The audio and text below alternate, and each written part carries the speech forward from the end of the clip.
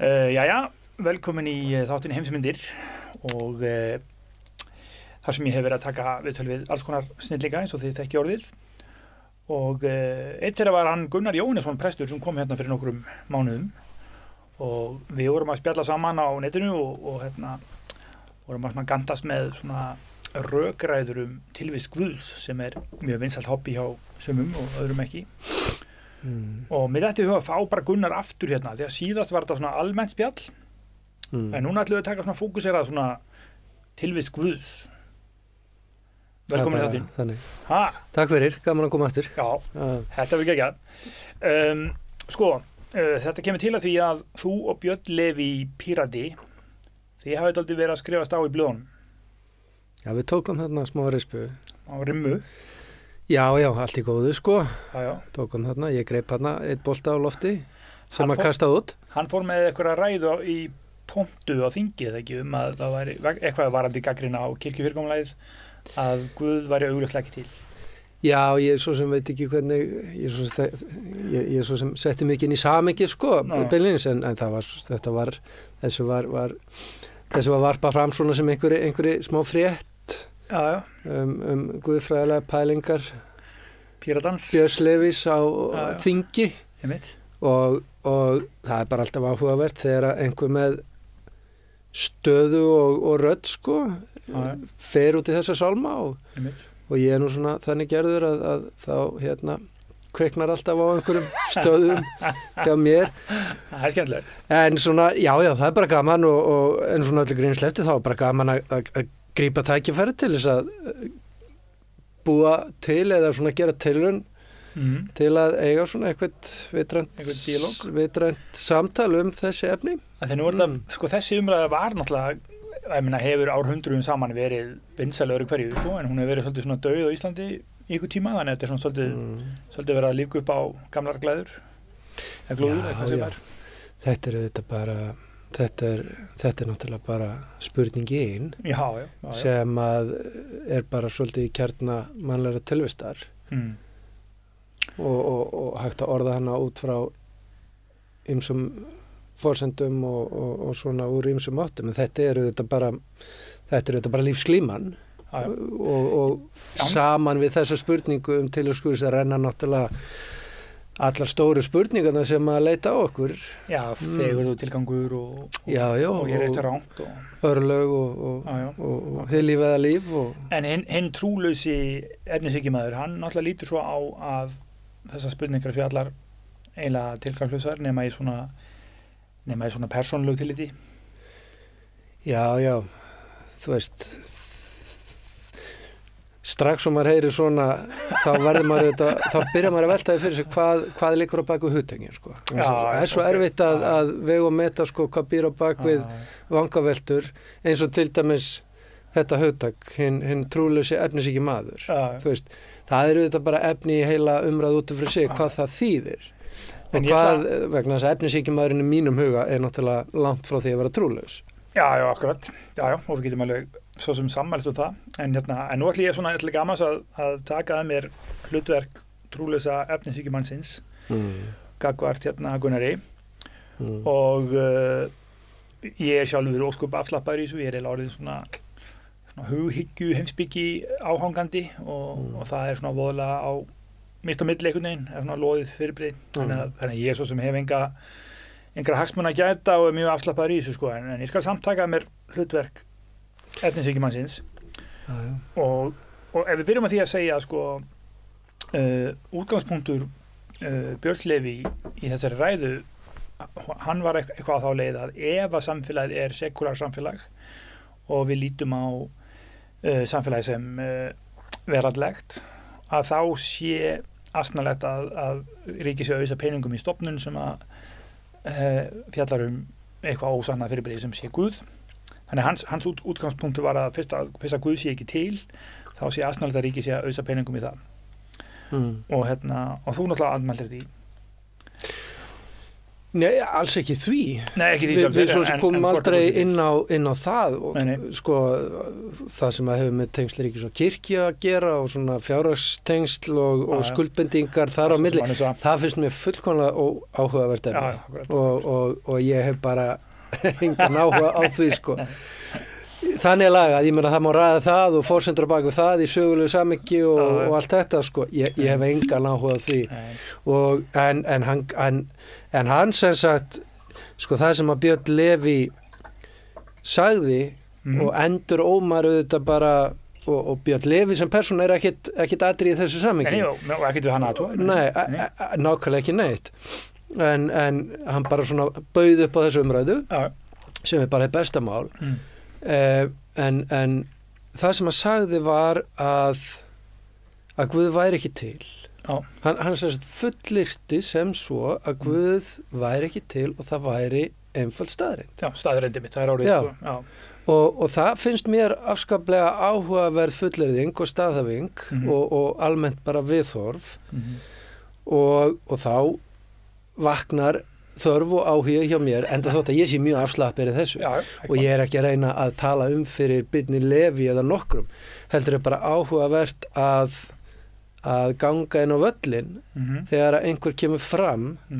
og talar með þessum hætti vegna þess að það má vel vera að einhverjir aðrir sé að hlusta og þá er þetta bara mjög áhugaverð umræða og partur af þessu eru þetta eins og þú segir að þetta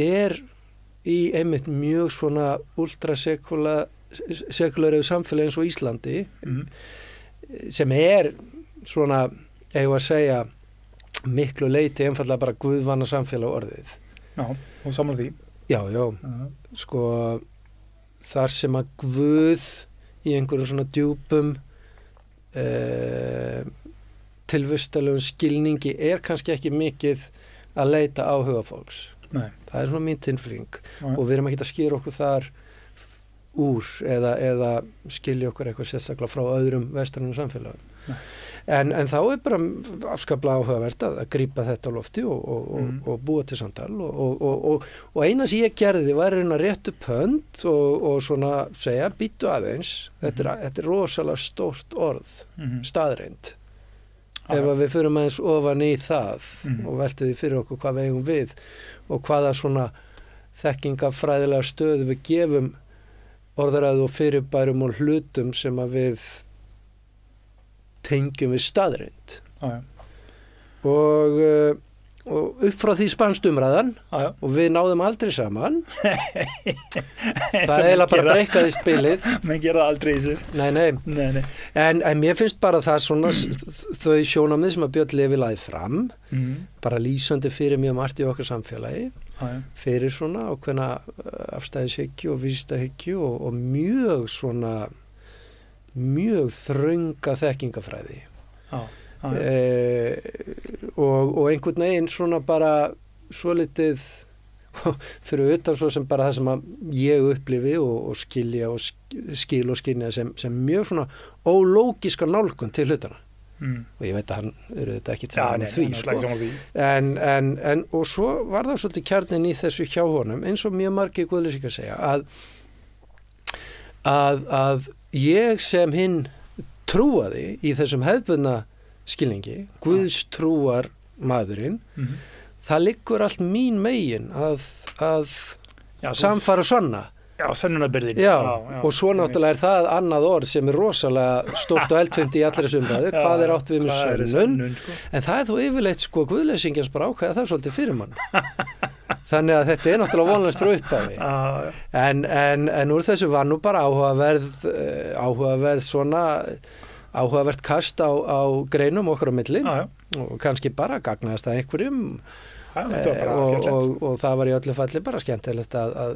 grafa eins og í það en auðvitað er það svo að sá sem að fullyrðir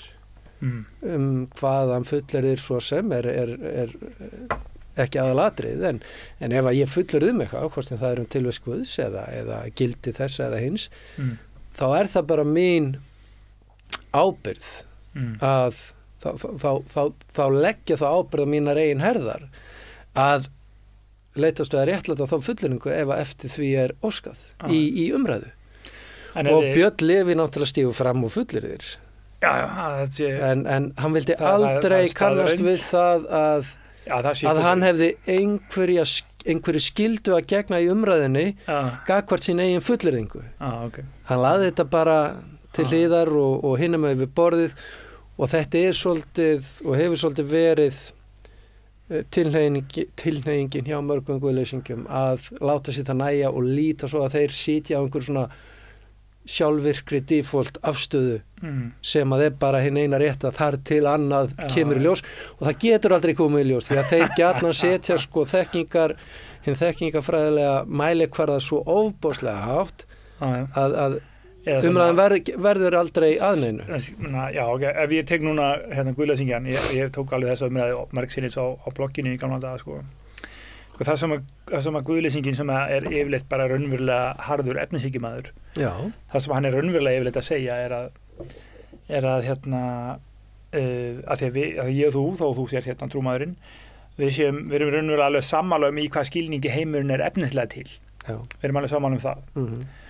Og allt sem við byggjum ofan að það verður einhvers konar rökleiðsla eða tilfinning. Og við þykjum við guðleysingarnir, við þykjumst alltaf vera að byggja ekkert ofan á það. Við séum bara með gildin sem bara efnisheimurinn sem við erum sammála með sér raunverulegur. Hann bara til og ég þarf ekki að sanna það fyrir þér af því að þú sammála mér. Allt sem ég segi umfram það, til dæmis að Guð sé til, það kallar á einhverja skýringu og það sem ég ekki að segja Guð sé til. En nú myndi ég segja býttu aðeins. Við erum sammála það að efnisheimurinn sé til og sé raunverulegur og að öll rökleiðsla, afleiðsla eða aðleiðsla og allt sem við hugsum það eigi rót sína þar og öll skynjun, hún byrjar þar. Við erum alveg sammála það, en við erum ekki sammála það hvort að hann sé það eina sem til. Nei, akkurat. Og það ekki áin á milli okkar. Þú lítur svo á, það að segja, hinn harði efnishyggjumaður, að ekkert annars sé til. En það afstaða sem að kallar á rök og réttlætingu líka. Já, en það ekki þannig mildari afstaða, af því nú ætlum ég eingöngu að tala hluti sem ég get sanna sér til og ég ætla að láta annað líka milli hluta. En þú hins vegar sammála með það sem við getum mælt og sagt, en þú fullir svolítið annað, Já, við náttúrulega byrjum á því að skoða efnisheiminn og við veltum því fyrir okkur hvað hann segir okkur og hvert hann leiðir okkur. En ef að upphafsreiturinn hjá þér þessi og upphafsreiturinn hjá mér þessi, þá ekkert sem greinir á milli okkar þegar kemur að því að þurfa að réttlæta afstöðu okkar. Vegna þess að þú stendur ekki á einhverjum öðrum sjónarhól sem að mér ekki gefin. Nei. Þannig að í þeim skilningi hljótum við báðir að þurfa að reyna að færa rök fyrir upphafsforsendunum okkar. En þá erum við náttúrulega bara að tala umræðinu sem slíka. En mín afstæði þessi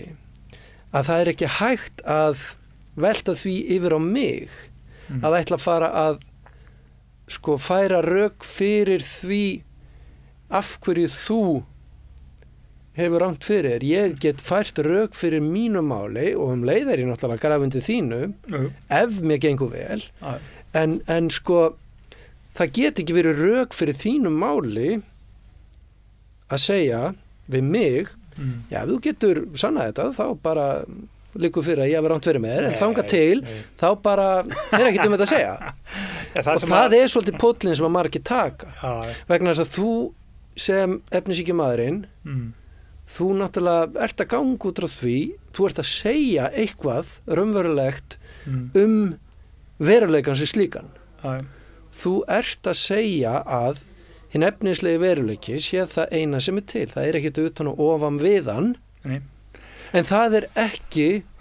eitthvað sem bara innbyggt í efnishyggjuna. Það bara frumspekileg afstaða til lífsins og tilverunar sem að sem að viðeigandi að þú þurfa að færa rök fyrir með sama hættu og þú telur viðeigandi og raun og veru nauðsynlegt og skyldugt að ég færi rök fyrir frá mínu sjónarhorni. Já, og ég svo sem ætla nú bara strax að svíkja. Ég held að séum alveg sammála um þetta. Já, og ég veit það. Ég ætla svo sem strax að svíkja minn ein málstað sko því að sko það sem innbyggt í harða efnishyggju það að maður sem sagt gefur sér að ekkert sé raunverulegt nema sé nánast hægt að mæla það. Já. Og ef að þú ert að tala um eitthvað sem í eðli sínu ómælanlegt og ég segi að þú er að sanna sig til þó ég sé sjálfur búin að gefa mér að það sé ekki hægt öðru en sem sé hægt að mæla það. Þá náttúrulega bara komin gjá á milli sem óbrúanleg. Já. Og það rauninni ósanngjarnt að segja sko þetta eitthvað sem þú skilgreinir sem ómælanlegt. Ég fellst ekki á það fyrir að þú er búin að sýna mér fram á að sé hægt að mæla það. Já. Og þá náttúrulega verður maður svolítið byrja bara á því að kroppa í sko þennan veruleika skilning. Já. Vegna þess að hann mjög afskaplega þröngur vegna þess að við náttúrulega við vitum sko ef að þetta mælikvarðinn þá náttúrulega verðum við bara að leggja til hliðar nánast allt sem við vitum og teljum okkur vita og skynja í raun og veru allt nema það bara snúi að sko eðlisfræði og stærðfræði. Við erum nánast bara að tala þó um einhver rökleg sannindi og ekkert annað, svona bara svona taftalógíu, liggum við sko. og vegna þess að það fyllilega réttlætanlegt að gangast við óbúslega mörgu sem haldbæri þekkingu, eitthvað sem við getum talið okkur vita innan skynsalara marka sem að við höfum takmarkaða getur til þess að ganga úr skuggum að sé rétt í þessum skilningi. Og þú veist öll saga svo dæmis í tekið og í raun og veru bara öll mannleg orðræða sem að hefur ekki að gera með sko hinn hörðu vísindi eins og sagt og þetta bara lýsing á vísindahyggju sem að eiginlega mjög ólógist viðhorf. Já, og ég engin vísindahyggjumaður í dag. Nei, en þetta það sem að skín í gegn hjá mönnum eins og Birni Leví. Þess vegna kemst umræðinu þetta aldrei og flug okkar á milli og við svona tölum svolítið bara fram hjá eyrum hvers annars, sko. En svo það náttúrulega líka orðið þannig í heimspekinni í dag og það gríðarlega mikið verið að skrifa af heimspeki og fjalla hluti sem eru alltaf svona á jaðri hins mælanlega, jaðri hins sannanlega og jaðri hinnar hefðbundnu þekkingar og þar til dæmis eins og Björn Þorsteinsson fjallar í verufræðinni sko, þá fjallar hann skynið sem einhvers konar hlutdeild vitundarinnar í efnisheiminum sem einhvern veginn á jaðri þess að vera efni. Þannig að ef við föllumst á eitthvað meira heldur en harða efnishyggju, ef við föllumst á einhvers konar grátt svæði í heimspekilegskilningi, þá erum við strax búin að opna á einhverja rökræðu eða eitthvað spjall annað heldur en að við séum bara fullkomlega ósammála og með óbúrúanlega gjá, sko. Og en ég náttúrulega, sko, eins og ég gengst bara við, bæði samtali við Björn Leví og aðra. Þú veist, ég ger ekki tilkall til þess að geta sanna til Guðs. Og það væri mjög sérstakt af Guðstrúa manni og í rauninni bara hverjum sem að telja sig geta sannað í þessum skilningi sem að jafnan liggur í orðinu sönnun frá Guðlýsingjanum að Guð sé til. Ég meina Guð ekki þess áttar veruleiki, hann í klassísk skilningi eru þetta ekki sko ínáanlegur eins og við getum þreifað á og vegið og metið sko hluti innan hins efnislega heims. Við erum að tala um eitthvað utan og ofan við hann og eitthvað sem að í svona klassísk skilningi orsök og ástæða þess að hið efnislega tilkomið og til. Þannig að sko, þú veist, við getum ekki gert tilkall til þess að sanna þetta í þeim skilningi. Þannig að sko það sem að ég læt mér næði segja líklegri en ekki. Þannig að Guð er líklegri en ekki. Já, ég meina, þú veist, þegar við áttum okkur á því við hvað er að eiga og ef við getum sammælst það, þá getur umræða farið af stað og hún liggur miklu frekar þarna í mínum huga. Það er að segja, annars vegar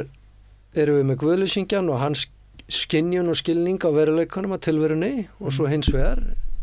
þann eða þau sem að trúa á Guð í einhverju skilningi, þar að segja hið yfirnáttúrulega, svo náttúrulega er til ýmsa variasjóni þar.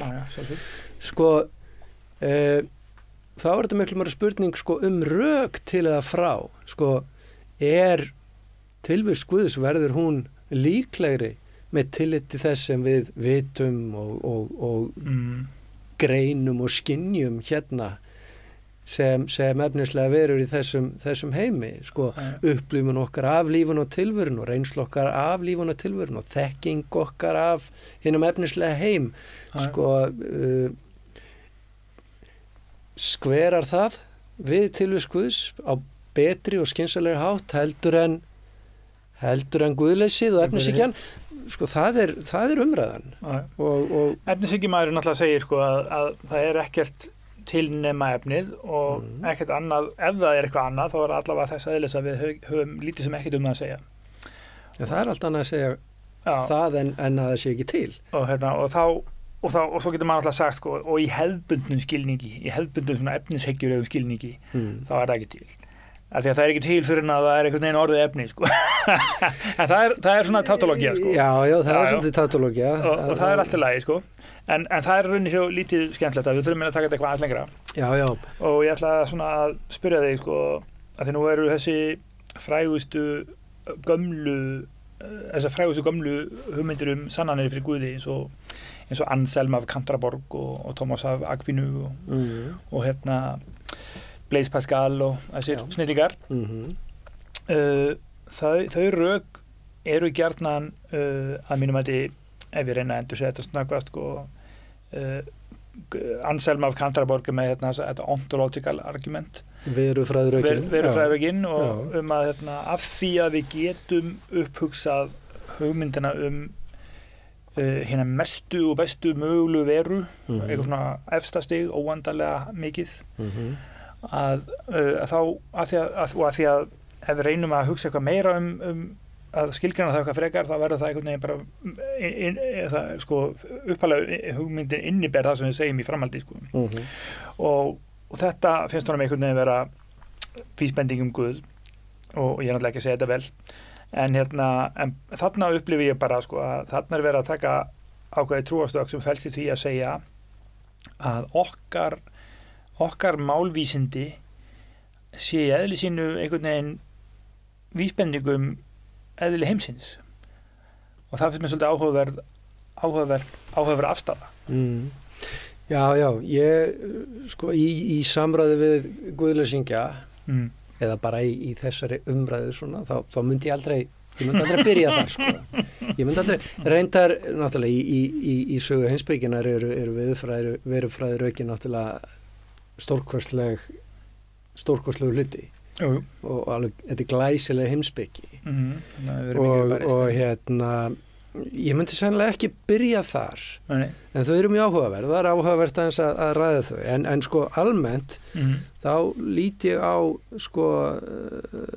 röksenda færslur fyrir tilvist Guðs sko þetta eru svona vísbendingar þetta eru svona vegvísar má segja sko og þetta eru þetta ekki sönnun fyrir tilvist Guðs í einhverjum svona ströngum skilningi eins og við tölum að geta sanna hótna sem þríhetnings. Nei, þetta er ekki rökfræðileg sönnun en þetta er svona einhvers konar en þetta eru vísbendingar sem að benda til þess að það sé fyllilega gilt í öllum skynsamlegum skilningi að leyfa sér að trúa að Guð sé til. Og svo náttúrulega bætist við að það er hægt að grafa undan strangri efnishyggju með ýmsu móti öðru líka og benda á brotalamirnar. Það hefur verið að gera þetta standafræðinni og viðar. Já, og svona þegar að þetta all hleðst eitt ofan á annað, þá sko fyrir mér verður þessi veruleika skynjun og skilningur mjög skýr og ég hvíli mjög þægilega í honum en þú getur verið innan skynsamlegra marka sko guðlaus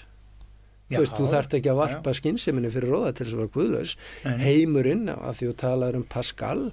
sko hann myndi segja að Guð hefði gert sig svona nægilega skiljanlegan og sýnilegan til þess að við gætum fundið hann og séð hann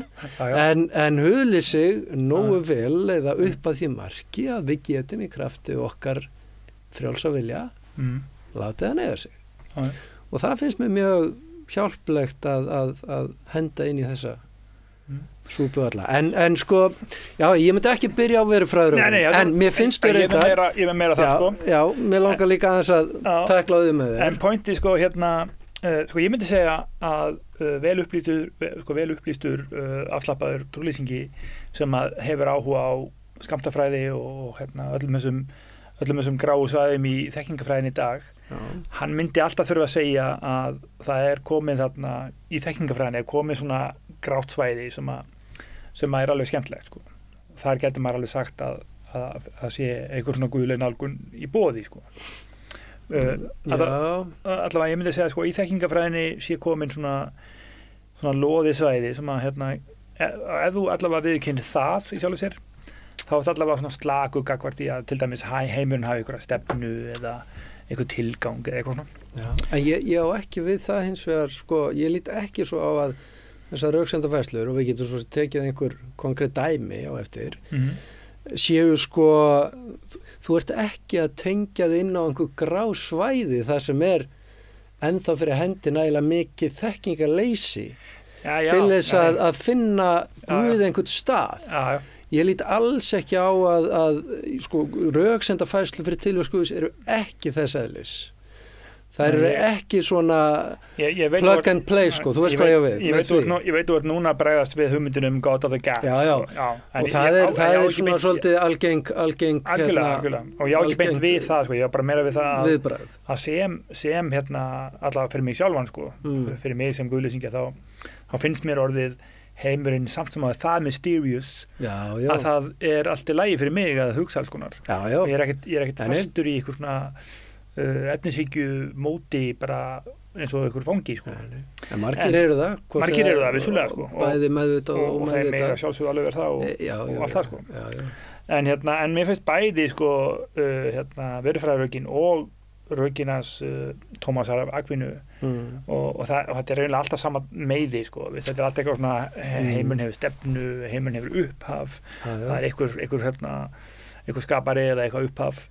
og svo er það bara nánast sko smekksatriði hvort þú vilt segja að upphafi sé Guð eða að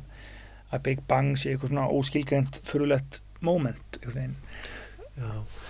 Já, það er til alls konar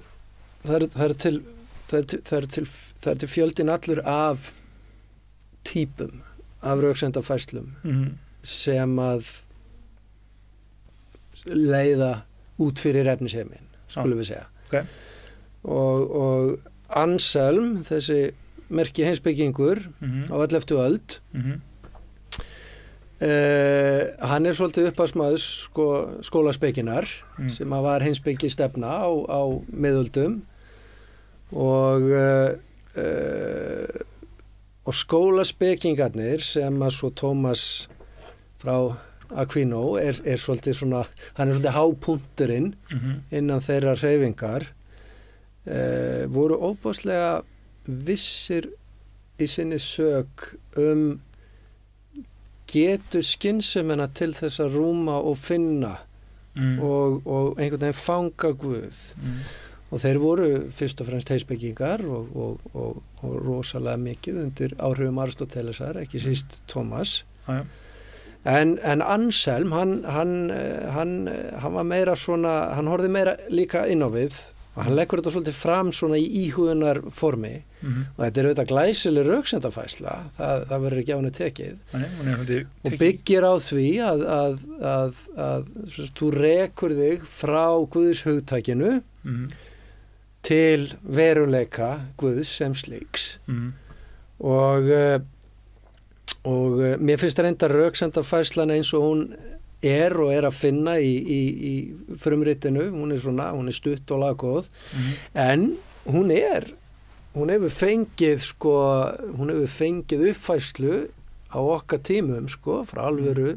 heimspekingum sem að teflinni fram sem gildri röksemdafærslu og þá svona út frá hugmyndinu tilfallandi eða nauðsynlega tilvist. Þú færum að segja hana þokla? Ég skal reyna og ég punktaði ná eins niður svo sem en þá þetta oft lagt fram svona innan þessar orðræðum mögulega heima og þá mögulegur heimur í rauninni bara leið til þess að tjá svona heildarlýsing á veruleikunum. Þú veist, mögulegur heimur er bara einhver heildarlýsing á veruleikunum eins og hún gæti verið og það til þá margs konar mögulegir heimar þú veist, það til mögulegur heimur þar sem að ég var tekið fyrir orðhæðan akstur og leiðin ekki til þín og mætt á sein þú veist, það hefði geta gerst gerist ekki samt en sem sagt svo er hinn raunverulegi heimur, raunheimurinn er þá bara heildarlýsing á veruleikanum sem er sönn og hugmynd Anselms er að Guð sé þessi eins og þú sagðir hinn æðsta mögulega hugsanlega vera, það er ekkert til sem hægt að hugsa sér sem tekur Guði fram. Nei. Það er bara eðli þess og skilgring þess að vera Guð og hann hefur þá til að bera þessa klassísku eiginleika, hann er almáttur, algóður, alvitur í öllum mögulegum heimum. Hann getur ekki búið yfir þessum eiginleikum verandi Guð. Og ef hann er til í öllum röklegum, ef að segja, mögulegum heimum, þá lítur hann jafnframt að vera til í raunheimi. Skilur við? Já, hann er til í raunheimi að hann er til í öllum heimum. Já. Og ef hann skorti eitthvað af þessu, þá væri hann ekki þessi æðsta hugsanlega vera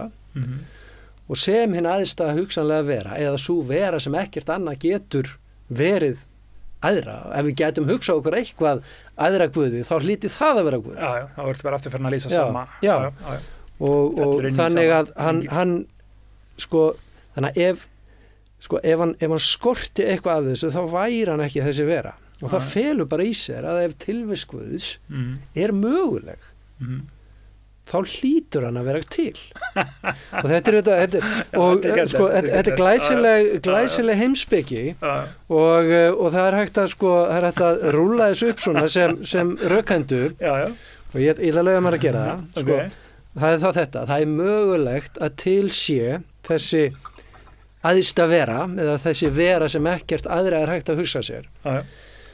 og það er að segja Guð og ef það er mögulegt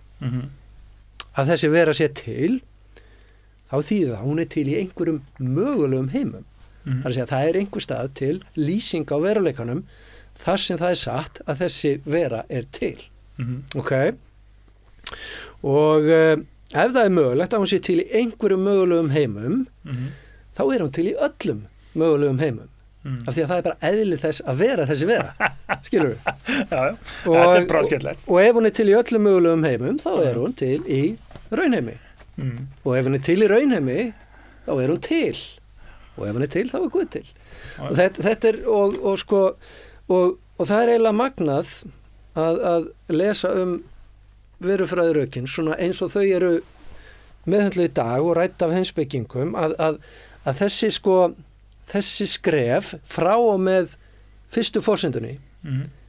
að það sé mögulegt að henn æðst að vera sér til. Það sem kemur á eftir, það er ekkit umdeilt. Það rennur svolítið bara hvert og eftir öðru. Það er bara röglega. Þannig að stóra spurningin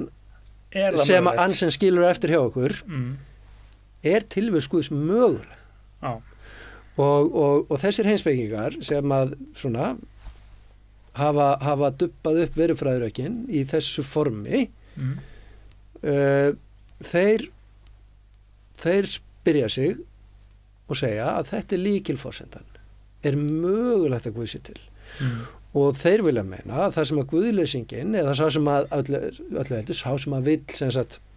sópa verufræðirökunum frá sem bulli þar sé að eða þið vilja meina að hún sem sagt standi ekki undir niðurstöðunni þá verður þeir að sýna fram á það að tilvist Guðs sé óhugsandi að hún sé röklega séð óhugsandi og mótsagnakenndi röklegum skilningi eins og við tölum hringlaga ferning af því að ef hún á einhvern tjens ára til þá er hún til í einhverjum heimi, þá er hún til þá er hún til í öllum heimum og þá er hún með raunheimi og þetta er, þú veist, þetta er glæsileg rökfærsla en þú veist, ég skilða mjög vel að þegar einhver sem að, þú veist, er algjörlega af huga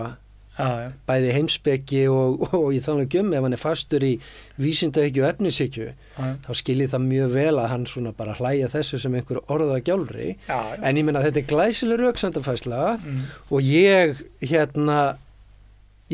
tek hana góð og gilda en ég myndi aldrei teflinni fram í rökræði við einhvern sem bara er alls ekki á þessum stað en svo náttúrulega mætti bæta því við að það er hægt að skjóta á stoðum undir í öllu falli möguleikanum að Guð geti verið til þú veist, og þá er hægt að tefla fram öðrum aðgengilegri röksendafærslum fyrir tilvist Guðs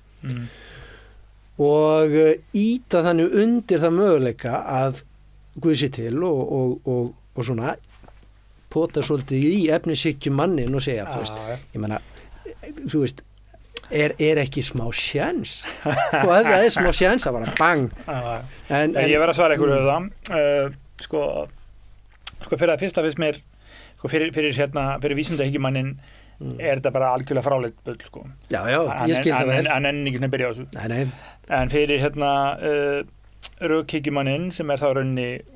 í vissum skilningi dálítill hughyggjumaður því að hann er tilbúin að fallast á að einhverjar hugmyndir sem að séu rökréttar séu einhverju skilningi sannar hann myndi þá hugsanlega samt segja sko, svona heimspekilega liti sko, hann myndir bara segja að hugmyndirnar sem við erum að vinna með séu manngerðar pælingar sem að hugsanlega til dæmis hugsanlega er óendanleiki og þessi efstu stig við óendanlega alvitur, algóður, almáttur það eru hugsanlega merkingulegs orð þegar ef heimurinn er ekki þannig og þetta er bara hugtök sem við búum til þá er þetta bara máltæknilegu leikur sko. Já, og ég myndi taka undir að óendanleikin sem einhver raunverulegu hluti af einum efnislega heimi er bara hugtak sko. það er bara orð það er mjög gagnlegt orð í mörgum skilningi og hugtak og virkar innan starffræðinar en sem sko lýsing á veruleikanum hinum efnislega veruleika gengur það ekki og fer með okkur strax í fráleitar áttir og rökleysur. En svo getur maður sagt að því að óendanleikin er til í stærðfræði og stærðfræðin virðist bara falla að heiminum þá sé hugtakið líklega hluti af heiminum, af þessum heimi einhvern veginn, lýsandi fyrir heimin. Já, í þeim skilningi en sko getur fungerað sem sko hjálpar tæki í á ákveðnum sviðum eins og stærðfræði en þegar við förum að reyna að velta óendanleikunum yfir á en efnislega veruleika þá lendum við í ógöngum og það er einmitt það sem að til dæmis liggur á bakvið að því hún nefndi Tómas Aquinas sem að kemur svo fram á sjónasviðið þarna á 13. öld og stígur inn í sömu hefð og Anselm en nota bene hann afskrifaði algjörlega verufræður og Gansems. Já, Tómas gerði það og fannst fráleitt að byrja á því að gefa sér hugtakið eins og hann orðaði það einhvern veginn sem þú ætlaði svo að leiða fram. En hann sem sagt leggur fram þessar klassísku 5 leiðir og þær eru ennþá hjálpið að vegna þess að því röklega form sem að sem að hann byggir á ennþá að miklu leyti því röklega form sem að röksemdafærslur fyrir tilvist Guðs eru rættar í dag nema bara á öðrum forsendum og það þetta argumenti frá hreyfingu, frá upphafi, frá allt þetta og frá design og við þurfum ekki að fara neitt djúpt í það því að það verður svo þunglamalegt en það er mjög gaman að taka eina af þeim og það er sko til dæmis þessi fyrsta og í rauninni fyrsta, önnur og þriðja leiðin eru bara útfærsla af einni típu af röksemdafærslum fyrir tilvist Guðs sem að heita heimsfræði rökin sem að gengur einfaldlega út á það að einmitt rekja sér frá afleiðingunni til orsakarinnar alveg þeirra út í það sem Anselm var að gera efficient cause og þá er hugsunin þessi að við lít að því að sko ef eitthvað má segja þá allavega getum við sagt það og reynt að sammælast við það að upphafsreiturinn sem að Guðstrúarmaðurinn og Guðlýsingin standa á alltaf einn og svo sami. Við höfum ekki annað en þennan efnislega heim og veruleika og skynnin okkar innan hans, fyrirbæri og svo okkar eigin rökvísi og það er alltaf hjálplegt ef við erum sammála að hvað er röklegt og skynsamlegt en við höfum þetta er bara hinn sameiginlegi vettvangur sem við höfum á að byggja og hugmyndin er þessi að skoða fyrirbæri og veruleikan í kringum okkur og hvað þau segja okkur eðli lífsins og tilverunar og allt eins og orsök og Tómas til dæmis hann hefur þetta orðið að við sjáum hluti á sífelldri hreyfingu og allt er á hreyfingu allt sem er á hreyfingu lætur að við hreyft af öðru og þú veist, hlutir hafa möguleikan á því að hreyfast en ef að það er ekki eitthvað annað sem að ítir við þeim og setur það á hreyfingu það hreyfir við þeim þá eru þau bara kjurir það er að segja að þau get ekki raungert þennan möguleika sjálfur og þetta er auðvitað, ef maður vill horfa tilbaka sko, þetta er mjög skemmtileg pæling að sjá einhverja hliðstæði við Newton sko og lögmál hans það að allt er kyrrstætt nema einhver kraftverki á það en þetta er hugmyndin hans Tómasar og sko, en það sem að hreyfir við öðrum hlut er líka hreyft af einhverjum enn öðrum hlut og það af einhverjum öðrum og þá segir Tómas þessi runa eða röð af hlutum sem er hreyfðir af öðrum hlutum sem er hreyfðir af öðrum hlutum getur ekki verið óendanleg og hann er náttúrulega að tala inn í þennan veruleika þar sem að gengi var út frá því að heimurinn væri eilífur hann er náttúrulega aristoteliskur í þessum skilningi fyrir tíma Big Bang og þeirra pælinga og þetta var bara hinn vísindalega nálgun allar aldir frá tíma Aristotelesar og í rauninni bara fram á 20. öld þegar Einstein fer að hreyfa við þeirri hugmynd að þá var bara gengið út úr því að alheimurinn væri eilífur og hefði alltaf verið til þannig að þetta væri allt saman óendanlegt en sem sagt hugsunin hjá Tómasi er að ef við hugsaum okkur þennan hlut sem að verið að íta við og svo allar raunina hér á eftir sérst, allar þessar milli orsakir eru sérst óvirkar og háðar það er að segja frum orsökin þar hafa ekkert skýringagildi nema og hafa pæluð skýringuna og þetta er bara, þú veist, þetta er bara sama pælingu og þegar maður segir sko að sko lest sem hefur einhver vél hún hreyfist ekki enda þótt að vagnarnir sem að lestin samanstanda af séu óendalega margir og hugmyndin er þá þessi að það hlýtur að vera þarna einhver óhreyfður hreyfill sem að allt sem að á eftir kemur þykkur hreyfingu sín af og svo spilar hann inn á þessa sömu hugmynd sko í leið 2 orsakir og svo framvegis og þetta finnst náttúrulega og áfram. Þetta finnst náttúrulega vísindahyggjumanninum líka bara vera begging the question sko, því að þú ert bara með einhverja óendanlega röð atburða og í vísindahyggjunni það þá bara Big Bang eða eitthvað svona furðulegt moment þar sko, sem sé upphæðlega momentið og drifkrafturinn þar bak við sé eðli heimsins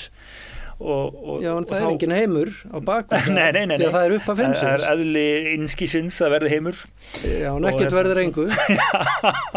Þú veist, þetta og þarna verður þetta passa svolítið bara verður maður að velta fyrir sig hvað verið að tala og ég meina eins og ég sagði, þú veist, það er alltaf hægt að skjóta sér undan hlutunum og enginn lætur samfæristu neitt gegn vilja sínum. Það er bara svolítið þannig. Þannig að, og maður verður bara láta sér það linda, en það má samt ekki koma í veg fyrir einhverju svona raunverulega ábótasama, málefnalega, skynsalega umræðu og rökræðu lífið og tilveruna og láta eins og það sé bara hægt að fría sig frá því að því að maður þú veist, með því það eina rétta, bara Guð ekki til og það bara einfalt staðreind, svona à la Björn Leví sko, en sko Tómas þú veist, þetta alveg röksemdafærsla og ég myndi skora á Guðleysingjan að segja mig þá með hvað hættin hann ætlar að koma sér í kringum þessa sko óendaleikan og hvert hann leiðir með okkur, hvert hann tekur okkur. Já. Vegna þess að svo getum við velt fyrir okkur heimsfræðirökunum eins og þau eru formúleruð af mjög mörgum í dag. Ekki bara heimspekingum, heldur vísindamönnum og bara mjög mörgum hugsandi einstaklingum sem að sjá í þessar röksemdafærslu mjög gildan veg í átt að því að geta sagt við sjálf sig að Guð sé mjög sennilega til. Okay. En hérna sko það sem að mér finnst alveg glæsilegt að þú skuli nenna þessu sko að þú kemur svo ofta að því sjálfur sko að þetta bara vilji þegar allt kemur til alls en það hefur hins vegar ekkert með það að segja það segir ekkert um það hvað er rétta eða sanna og ekki sanna eins og með þig og Björn Leví sko, hann vill ekki skilja þetta svona og mun ekki gera það og þú skilja það svona og mun gera það það sem skilur í milli myndi ég segja að sé hvorki rögni þekking heldur bara vilji eða lending eða smekkur í raun og veru, ég er sammála því ég sammála því sérstaklega ef þú ert það lítilátur að segja bara ég er alveg sammála því að það sé algjörlega fáralegt að heimurinn sé til af því að bara akkur er hann til ef hann það er Leibniz Leibniz það er bara fáralegt að sé til en hann er til og svo getur þú sko valið að segja ekkert um það sem hann veist ekki og það er það sem að vísindahyggjumennirnir þykist gera sem hann gerur samt í rauninni ekki því að hérna þessar ofboðslega spekularísku pælingar upphafið eru heimspeki en ekki vísindi. Við byrjum þar sem átt komin í og í raun og veru guðfræði multivers og skammtafræði en það er bara gaman að þessu mér finnst þetta allt mjög skemmtilegt sko. Fyrir mig er þetta ekkert sérstakt svona tóstreitu atriði, það bara er gaman að því að alls konar tegundir af hugum sé að berjast við þessar ósvöruðu spurningar sko. Já, og ég meina við erum það sem er á bakvið þetta allt hjá okkur alveg bursið frá því hvað við komum að því, hvar við lendum þú veist, þá er þetta bara glíman við lífið og tilveruna og okkar stöðu í þessum veruleika sem að við auðvitað náum bara utanum á mjög litlu leyti og hvað þú sérð skynjar og leifir að sjá og skynja veldur þetta bara, eins og C.S. Lewis sagði nú einhvern tímann, á þeim sjónarhóll sem þú velur að standa á og ég meina það getur verið míkrútar af afskaplega tilfinningabundnum og órökrænum þáttum sem að leiða okkur í þess átt frekar en hina og það eru margir sem að fara í gegnum lífið án þess að velta þessu nú svona sérstaklega mikið fyrir sér, fara ekkert á kaf, ég meina, svo kemur eitthvað fyrir og það er eitthvað krísu ástand í lífinu og það vakna einhverja spurningar, þú veist, það er svo ofboðslega margir þættir sem að leiðir fólk ýmist þangað eða þangað og ég held að þegar allt kemur til alls þá erum við þetta ekkert viljalöst verkfæri í því og við tökum ákvörðun og afstöðu. En nú gjarnan þannig að þegar fólk lendir í áföllum og andlegum áföllum og líkamlegum óþægindum eða verkjum eða kvölum þá virðist hugurinn oft leita í einhvers konar spurningar af hverju þetta sé svona og þá verður spurningin svona tilgangurinn. Hver er tilgangurinn í lífinu? Af hverju er ég að gangi gegnum þetta ef að þetta er allt merkingalaust? Og hugurinn leitar greinilega þá oft í einhvers konar svar sem er þá eitthvað svona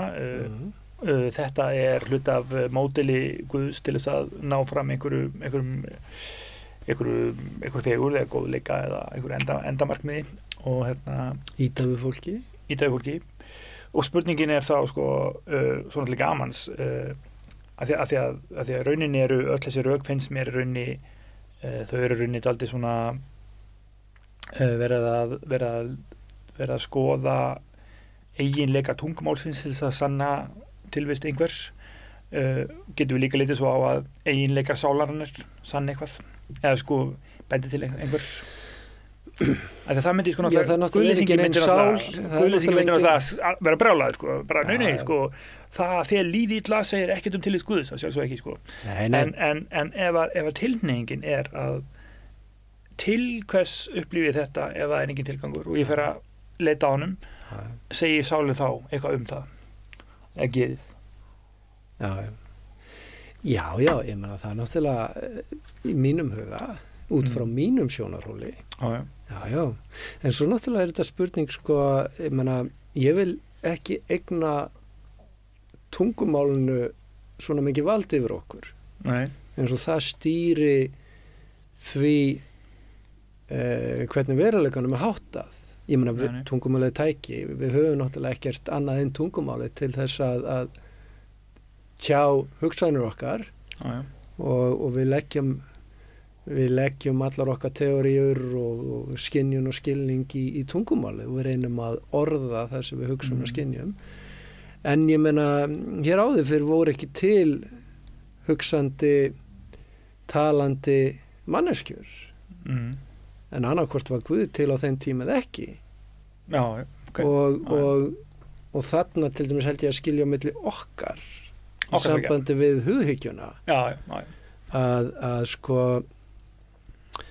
hugmynd okkar veruleikan í dag hún er annarkvort rétt eða röng en svo var einhver tíman sá tími þegar að engin hugsandi hugur var til sem hafði nokkra einustu hugmynd veruleikan en hann var annarkvort með þessum hætti eða hinnum þannig að ég er ekki nógu abstrakt í hugsun til þess að leggja þetta þannig upp og ég hef sagt það við áður Já, ég var reyndar að fá að skilgreina þetta svona aðeins það er náttúrulega að taka hughyggju á tvo vegu svona öfgakennt annars vegar er þetta bara hinn postmoderníski skilningur af því að tungumálið er í stöðugri mótun og samfélagsvitundin hvað heimurinn er líka í stöðugri mótun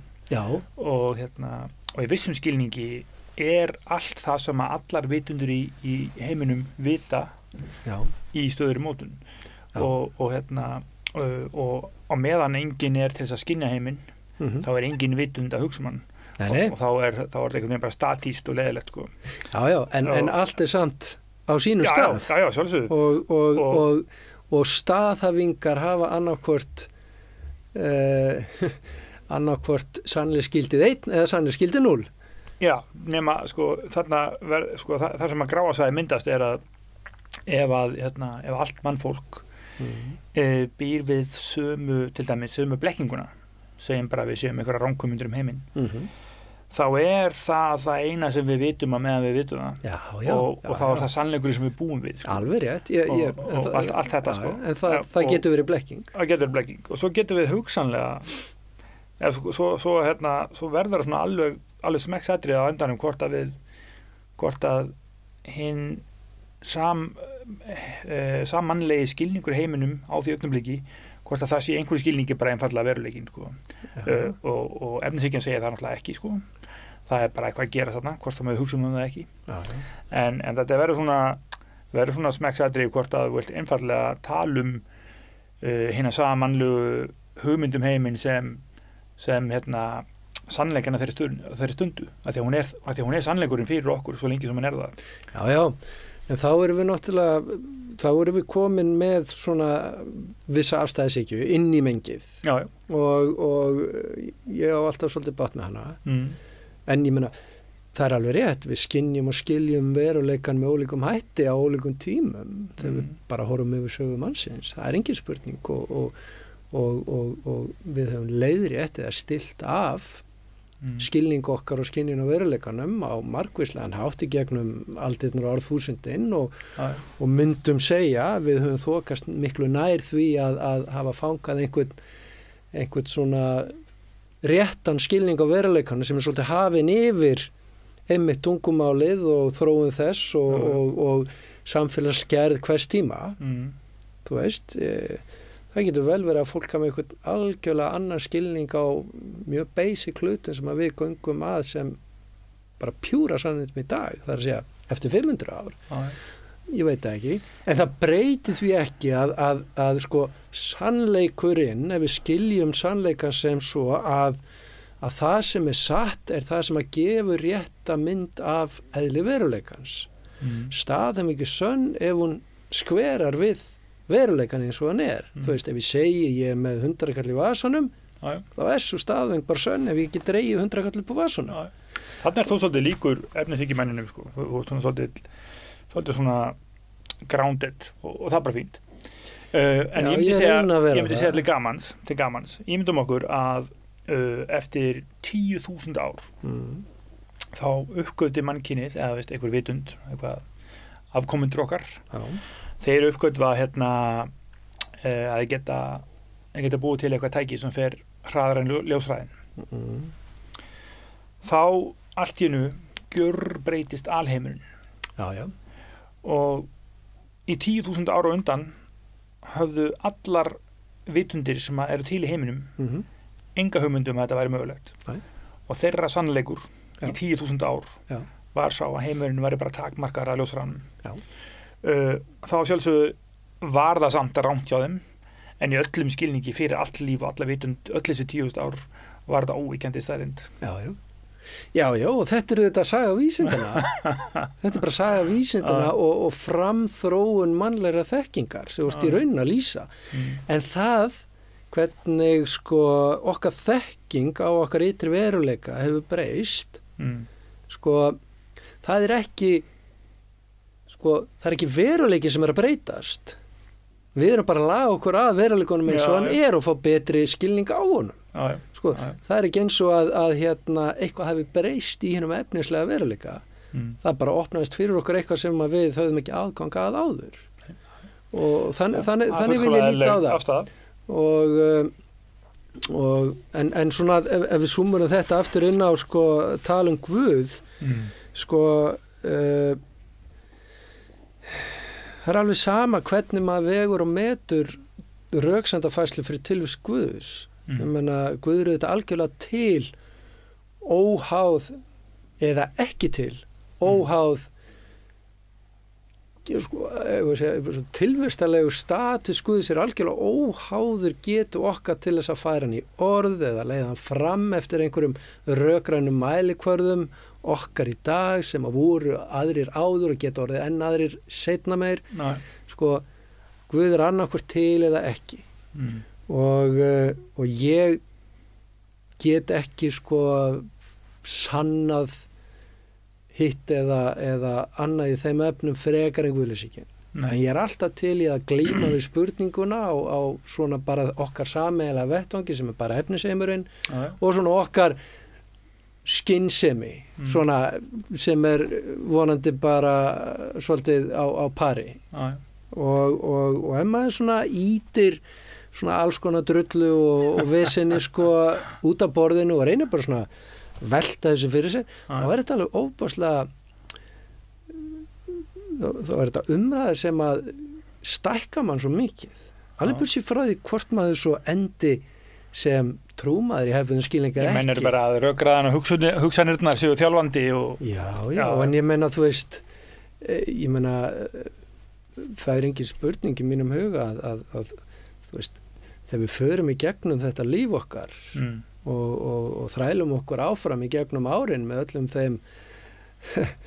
hörmungum sem að því fylgja sko í svona einhverju tilvistilegu skilningi þá getur enginn verið ósnortinn af þessum vangaveltum á einhverjum tímapunkti að spyrja sér sko, ég meina af hverju eins og segir þessi veruleiki minn sem að ég bundin af til og af hverju heimurinn og af hverju lífið mitt erfitt og hvaðan kemur hann og hver ástæðan á bakvið hann og hefur hann alltaf verið hérna hvert stefni ég og hvernig ber mér að lifa og þetta þetta bara saga mannsins og sýnir sig í gegnum sálfræði, heimspeki og alla þekkingaleit. Og mér finnst sko, eins og ég náttúrulega búin að segja hérna sko, mér finnst þetta ekki lengur kritísk umræða, mér finnst það bara skemmtileg og mér finnst alltaf lagi að fólk fari alla leiðir í þessu og ég þetta tilbúin að fara miklu flóknari leiðir, eða asnalegri leiðir sko, í hughyggjunni sko, af því að ég held að það sé alveg hægt að skilja heiminn þannig að við einfallega sköpum hann með vitundinni sko. En það mjög átdær pæling. Ég held að þú veitir hvað ég myndi segja. En að því að ég hef gaman að þessum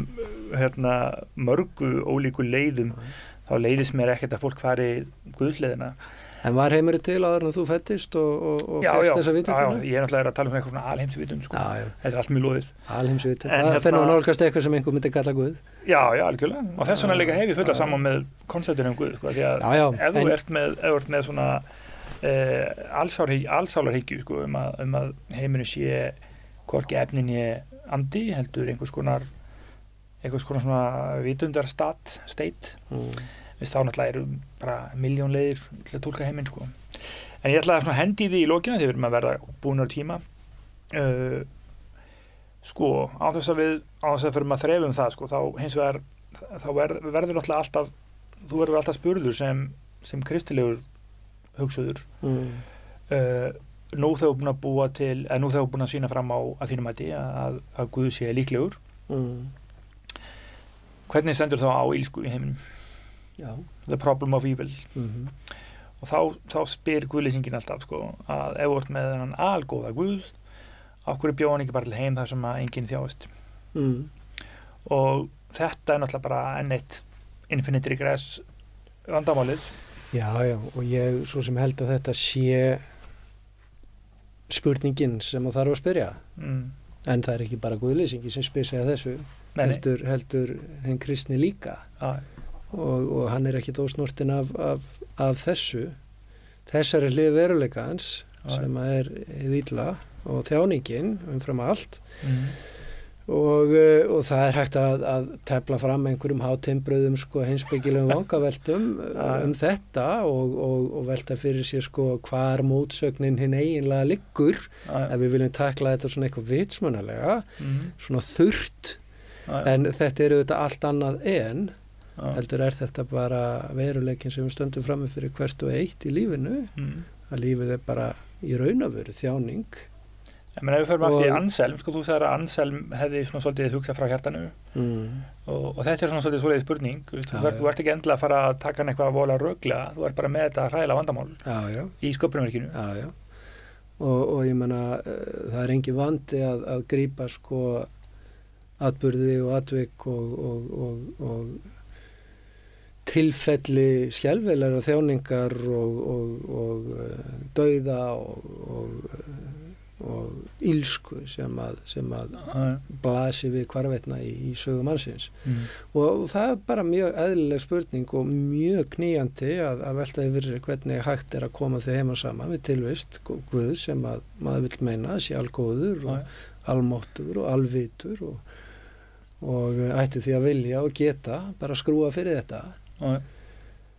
og hvað gerir maður þá? Já, þá velti maður fyrir sér aðeins bara málinu og spyr sig, ég meina, ef hann skrúar fyrir þetta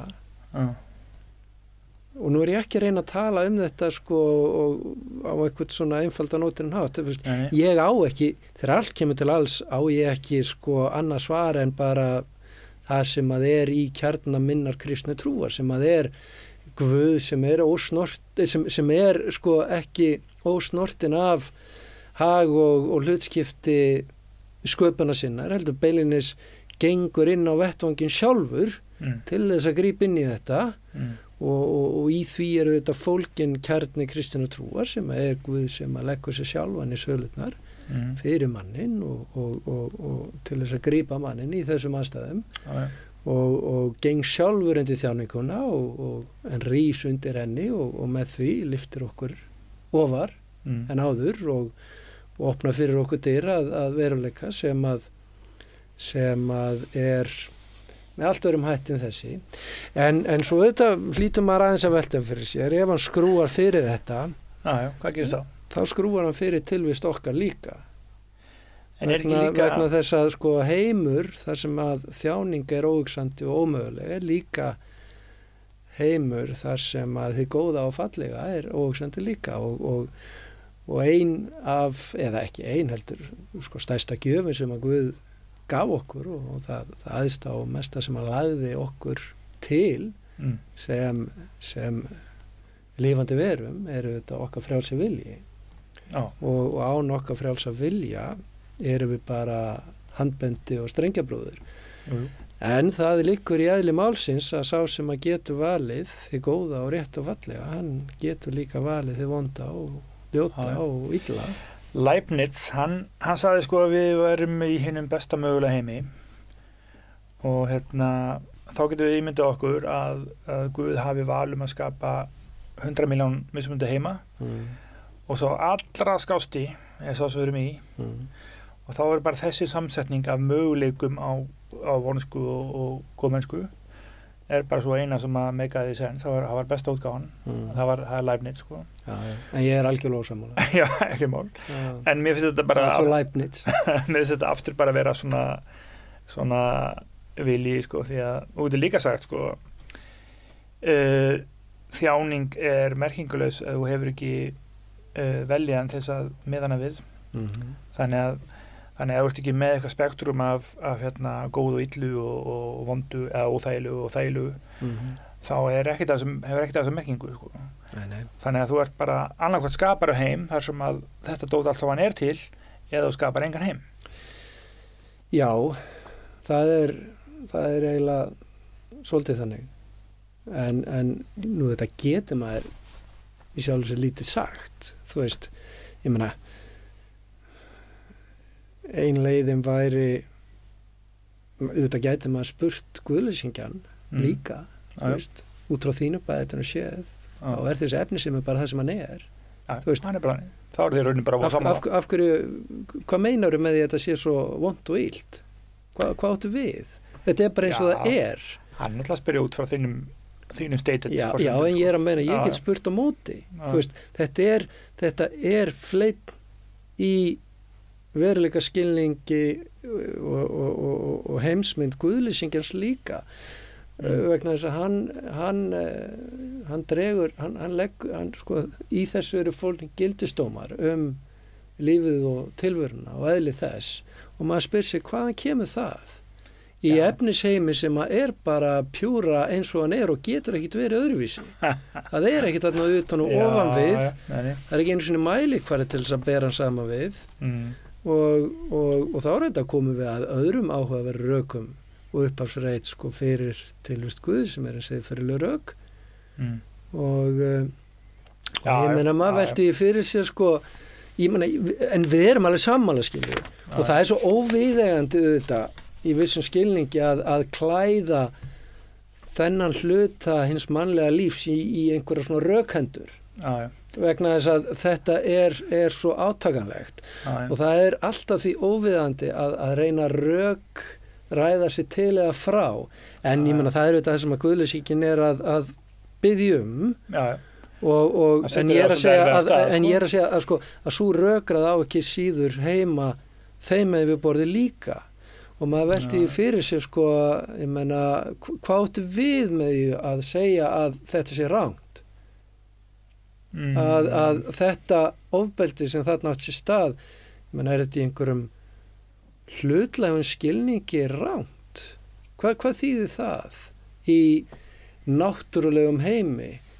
það sem ekkert til annað en efnið og maður mögulega bara leiksoppi efnisenda. Guðleysingin ekkert að setja sér rangt, hann bara að segja að það sé það hluti af því. Það hluti af því. Og við erum saman það þarf ekki að reyka það. Nei, það hluti af því En jú, ég náttúrulega kann ekki að segja þegar maður horfir á hvert einstakt tilfelli ílsku og þjáningar hver tilgangurinn á bak við það Nei. En út frá mínum bæjarinn séð sem kristinn guðstrúa maður þá leyfi ég mér að horfa á myndina fyrir ofan þetta allt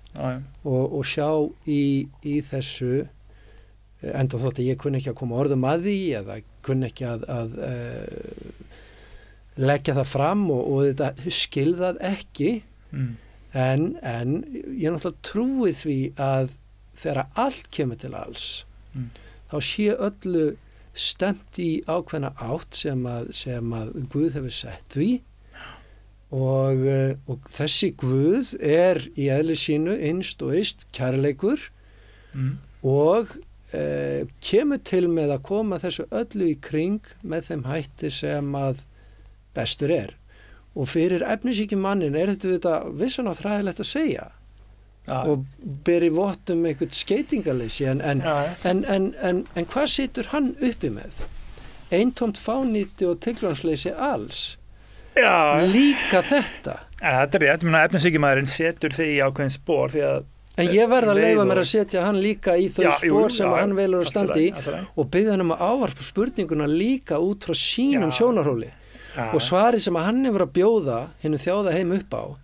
eru þetta ekki neitt hann hefur bara það svar að við séum bara að tefla eftir eðlisfræðilega málunum og við getum ekkert gert í því Nei, og í raun og veru bara sem viljalös verkfæri eðlisfræðilega lögmála og efniseinda og rafboða í okkar heimi og frálsir við ekki til Nei, og þá náttúrulega komum við í mínum líka að brotalöfum guðleysis sem lýsingar á veruleikanum því að þá fer maður að spyrja hvað siðferði, hvað er frjáls vilji